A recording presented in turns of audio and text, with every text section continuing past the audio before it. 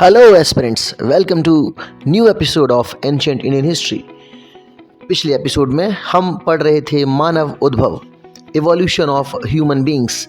हमने जाना था कि आज से 55 मिलियन साल पहले प्राइमेट नामक प्रजाति से होमो सेपियंस सेपियंस का उद्भव होना शुरू हुआ था।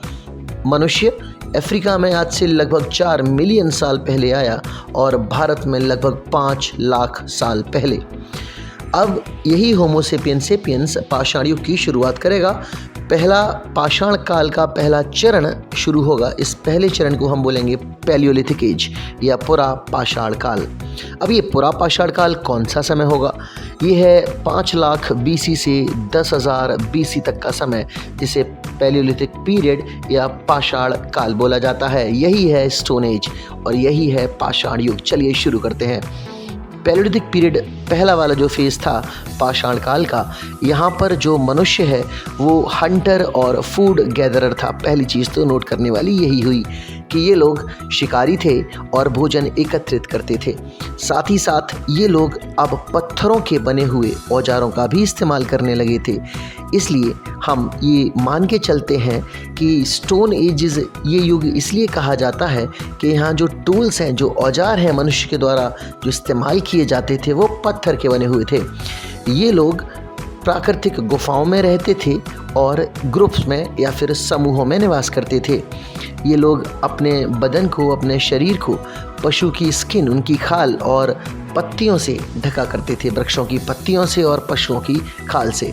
जैसे कि आपको पता है कि ये लोग शिकारी थे, तो शिकार करने के बाद जो फ्लैश, जो गोश्त होता था, उसको कंज्यूम करते थे, उसको खाते थे और उनकी जो स्किन है उसको अपनी बॉडी को ढकने के लिए इस्तेमाल करते थे। आपको बता दूं कि ये जो पुरा पाषाण काल का समय है, ये भूगोल के प्लीस्टोसीन एरा वाला समय है और ये युग बर्फ़ का काल था। It was an ice as.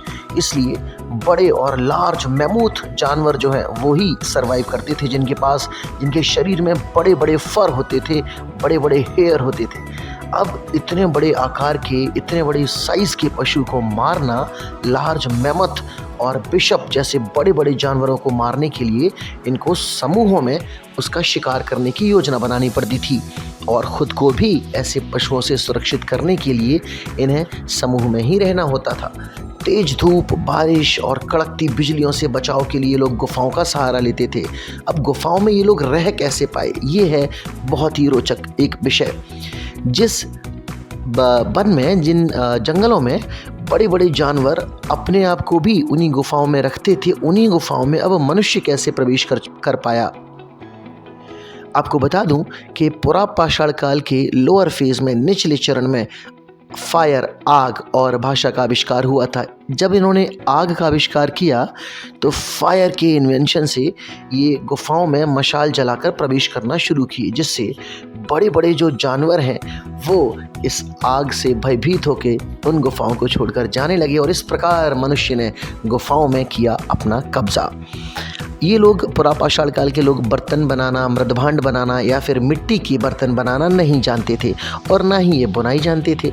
ये लोग मुख्यतः दूसरे जीवन में विश्वास करते थे। वो जीवन जो मरणोपरांत मिलता है, वो जीवन जिसे हम लाइफ आफ्टर डेथ मानते हैं, वो जीवन जहां हम ये बोलते हैं कि the people are having faith in after life. मरणोपरांत जो दूसरा जीवन मिलेगा, उस जीवन में मनुष्य का विश्वास था। कैसे पता लगा हमें? इतिहासकार हमें बताते हैं कि जो पर्सनल बिलोंगिंग्स थी, उन सभी व्यक्तिगत बिलोंगिंग्स को मृत व्यक्ति के साथ दफना दिया जाता था। इसको उन्होंने इस निष्कर्ष तक पहुंचाया कि संभवतः मनुष्य जो है वो मरणोपरांत जीवन में विश्वास रखता होगा। तो पुरा पाषाण काल के लोग हुए भोजन एकत्रित करने वाले और शिकार करने वाले।